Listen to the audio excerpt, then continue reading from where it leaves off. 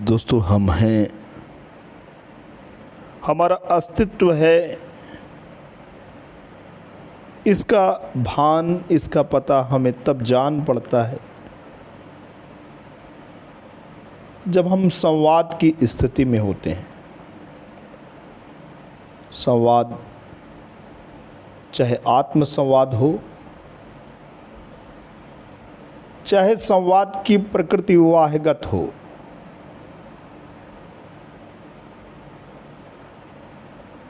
पाश्चात्य दार्शनिक डेकार्ट ने कहा था,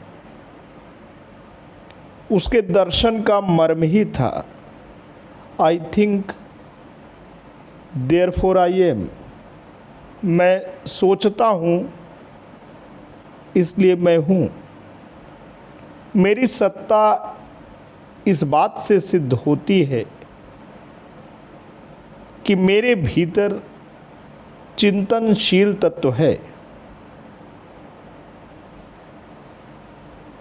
तो दोस्तों, इस संसार में आना बहुत ज़्यादा महत्वपूर्ण नहीं है। वो एक नैसर्गिक और जैविक प्रक्रिया का अंग भी हो सकता है, लेकिन इस चेतना के जगत में अपने पुंज को स्थापित करना महत्वपूर्ण है।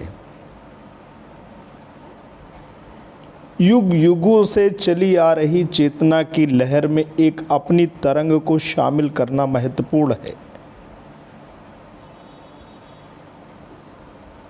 आज कवि हृदय दर्पण पे आपके सामने आए हैं।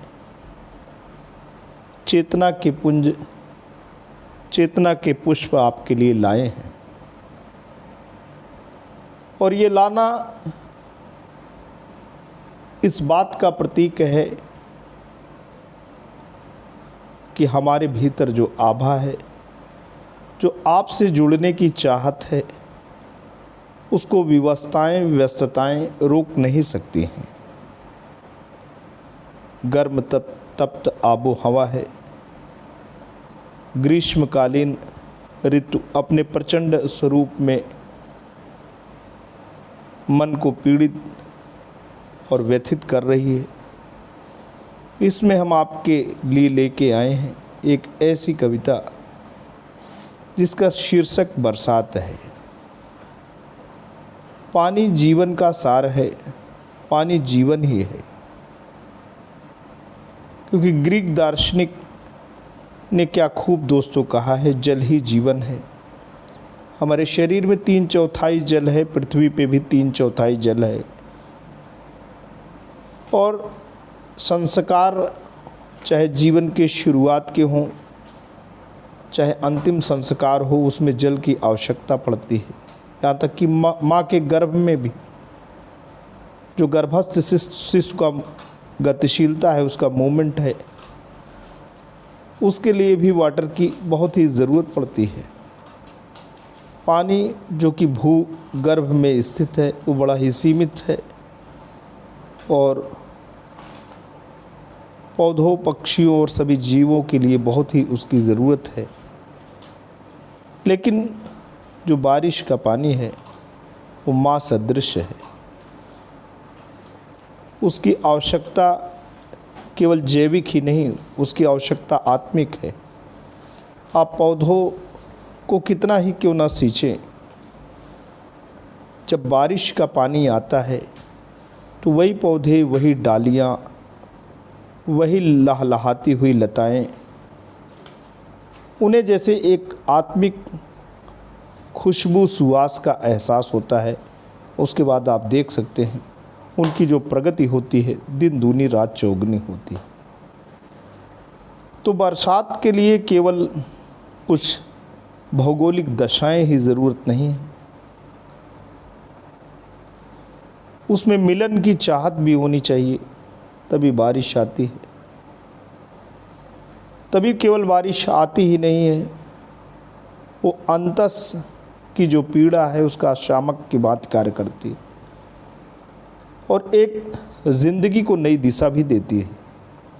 आइए दोस्तों, बरसात नामक एक कविता का हम कवि हृदय दर्पण के माध्यम से आज पाठ करते हैं और आपसे एक खूबसूरत मुलाकात करते हैं।